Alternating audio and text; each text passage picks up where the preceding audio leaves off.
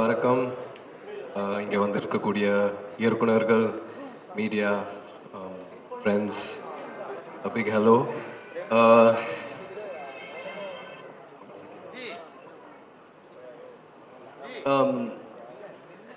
மாரி சார் பற்றி என்கிட்ட நிறைய கதைகள் இருக்குது. அவரோட ட்ராவல் பண்ண பைசனில் ட்ராவல் பண்ண ஜேர்னியில் நிறைய விஷயங்களை கற்றுக்கிட்டேன்.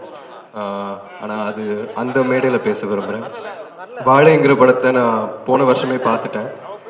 அண்ட் பார்த்ததுக்கப்புறம் மாரி சார் சொல்லியிருந்தார், இது அவரோட வாழ்க்கையில் நடந்த ஒரு விஷயம்.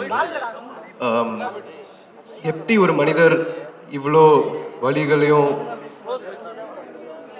தாங்கி கொண்டு வாழ்க்கையில் கடந்து வந்தது நான் ரொம்ப ஆச்சரியப்பட்டேன்.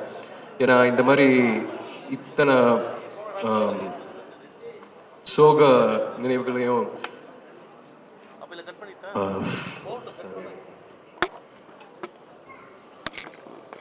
அதாவது அந்த மாதிரி விஷயத்த ஒரு படமாக இருக்கிறது வந்து ஒரு அசாத்தியமான விஷயம். ஏன்னா மீண்டும் மீண்டும் அந்த விஷயத்த திருப்பி போய் உணர வேண்டியதாக இருக்கும். அது எடிட்டில் இருக்கலாம், டைரக்ட் பண்ணும்போது இருக்கலாம். ஸோ அது ஒரு மிக கஷ்டமான விஷயம். அது பயங்கரமாக வளர்ச்சிருக்கோம் சாருக்கு. ஸோ ஆனால் இருந்தாலும் அவரோட கதைகள், அவரோட மக்களோட கதைகள் அது எல்லார்ட்டையும் போய் சேரணுன்றதுனால அவர் இரவும் பகலும் பார்க்காம உழைக்கிறாரு. எல்லா படத்துலையும் அப்படி தான் உழைக்கிறாரு. ஸோ அவரை வாழ்த்த எனக்கு வயசு இல்லை. ஆனால் இருந்தாலும் ஹார்ட் ஒர்க் அண்ட் விடாமுயற்சி இது ரெண்டு விஷயம் வந்து நான் முதல்ல நேரடியாக பார்த்தது வந்து எங்கள் அப்பாட்ட, அதுக்கப்புறம் மாரி செல்வராஜ் சார்கிட்ட தான். ஸோ அது வந்து நான் இங்கே சொல்ல விரும்புகிறேன். And I love you so much sir.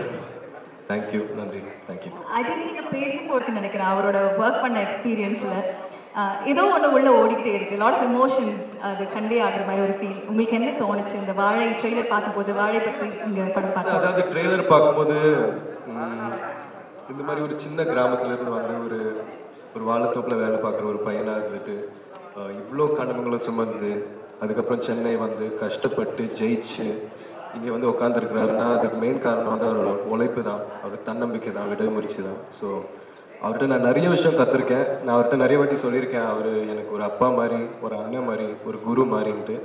So இங்கே நான் நிறைய விஷயம் சொல்லலாம், இருந்தாலும் புரியுது. அடுத்த படம் வரும்போது நான் கண்டிப்பாக பேசுவேன். ரஞ்சித் சார் ரொம்ப நன்றி, தங்கலானுக்காக ரொம்ப நன்றி. இந்த மாதிரி ஒரு படத்துக்காக நான் ரொம்ப வெயிட் பண்ணியிருந்தேன் அப்பாவை பார்க்க. And thank you, thank you so much. All the best பைசனுக்காக. தேங்க்யூ.